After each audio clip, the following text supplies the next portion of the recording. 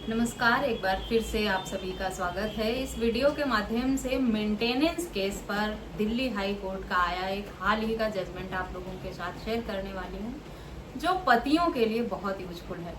इस जजमेंट में कोर्ट ने एक बहुत ही तर्कपूर्ण टिप्पणी देते हुए पति के मेंटेनेंस का अमाउंट राशि जो है वो कम कर दिया। जो फैमिली कोर्ट से मेंटेनेंस का आदेश हुआ था उसे कोर्ट ने ज्यादा माना और मेंटेनेंस की राशि कम की। अब तक आपने सुना होगा कई सारे जजमेंट में जिसमें सुप्रीम कोर्ट ने, हाई कोर्ट ने ये कहा कि अगर आपके पास नौकरी है, नहीं है, रोजगार है, नहीं है, बिजनेस नहीं चल रहा है, किस हालात से गुजर रहे हैं, लोन है घर पे, माँ बाप का खर्चा है, मेडिकल एक्सपेंसेस ज्यादा हैं, कोई फर्क नहीं पड़ता, आपको पत्नी का भरण पोषण देना ही पड़ेगा, उसकी जिम्मेदारी से आप नहीं बच सकते। लेकिन इस मामले में कोर्ट का फैसला इन सारे वर्डिक्ट से थोड़ा अलग था। इस मामले में कोर्ट ने कहा कि पति के खर्चे, जिम्मेदारियां, लोन, इस सब को ध्यान में रखते हुए ही पत्नी को मेंटेनेंस का आदेश देना चाहिए। पति की इनकम कितनी है, कितना खर्चा है, माता पिता की जिम्मेदारी है, लोन, ईएमआई है, इस सब को इग्नोर नहीं किया जा सकता जब पत्नी और बच्चे के लिए मेंटेनेंस का आदेश दिया जा रहा हो। इस तरह की टिप्पणी करते हुए जस्टिस नीना बंसल खंडपीठ द्वारा एक ऐसे मामले में सुनवाई करते हुए कहा गया जिसमें परिवार न्यायालय से 25,000 रुपये प्रति माह मेंटेनेंस का आदेश पति के लिए हो गया था। पति का कहना था कि उसने अपनी जो परिवार न्यायालय में एफिडेविट दी थी उसमें 36,000 रुपये इनकम बताई थी, लेकिन कोर्ट ने उसे गलती से 70,000 रुपये मान लिया। 36,000 रुपये में से 35,000 रुपये पति अपने डेली के खर्चे, माता पिता की जिम्मेदारी, लोन, ईएमआई और माता पिता के मेडिकल खर्चे में खर्च कर देता है। 1,000 रुपए उसके पास हर महीने बचते हैं जो उसकी इनकम है उसमें से। उसके बाद इतना मोटा अमाउंट पत्नी को पे करना उसके लिए पॉसिबल नहीं है।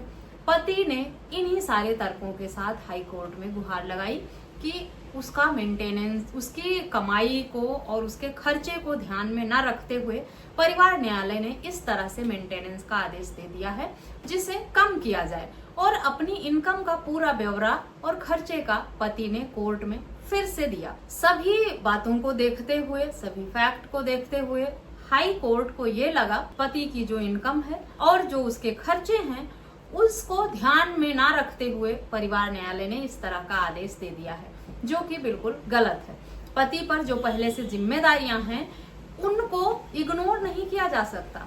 पति की कमाई और खर्चे को ध्यान में रखकर ही परिवार न्यायालय को मेंटेनेंस का आदेश देना चाहिए, चाहे पत्नी के लिए हो या बच्चे के लिए हो।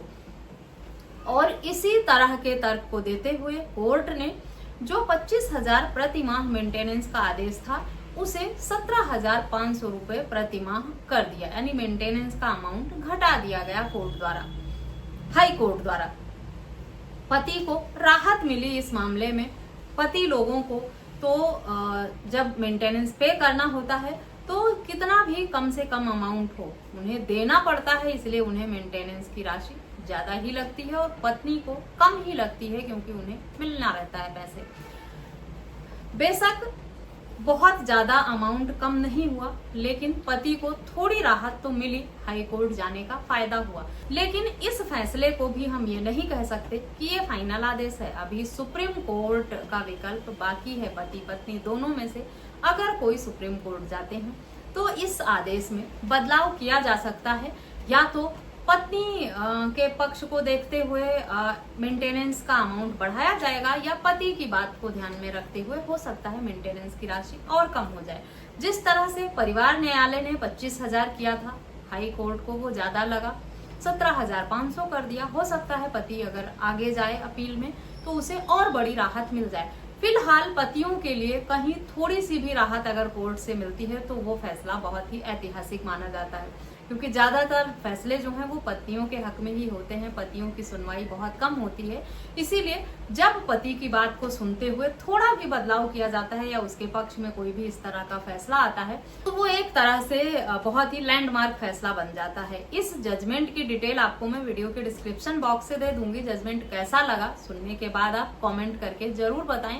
किसी अन्य टॉपिक पे अगर आपके कुछ सवाल हैं तो मुझे कमेंट करके या वीडियो में दिए गए व्हाट्सएप नंबर पर संपर्क करके पूछ सकते हैं आप।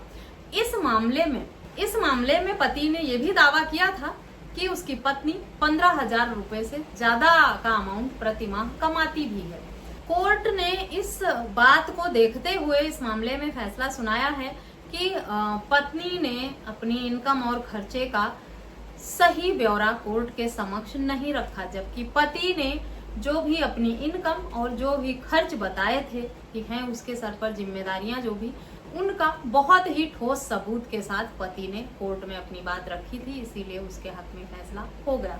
सभी पति और पत्नी इस बात का ध्यान रखें, अगर आप अपने आप को बेरोजगार साबित करते हैं कोर्ट में या अपने खर्चे का ब्यौरा कोर्ट के समक्ष देते हैं तो उसको साबित करने के लिए ठोस सबूत देना बिल्कुल भी ना भूलें। अभी कई मामलों में ऐसा देखा गया है कि पत्नियों के बैंक में ट्रांजैक्शन अच्छे खासे होते हैं, अमाउंट आता है, कहीं काम करती हैं लेकिन कोर्ट में कह देती हैं कि उनकी इनकम बिल्कुल भी नहीं है, वो कुछ भी नहीं कमाती है।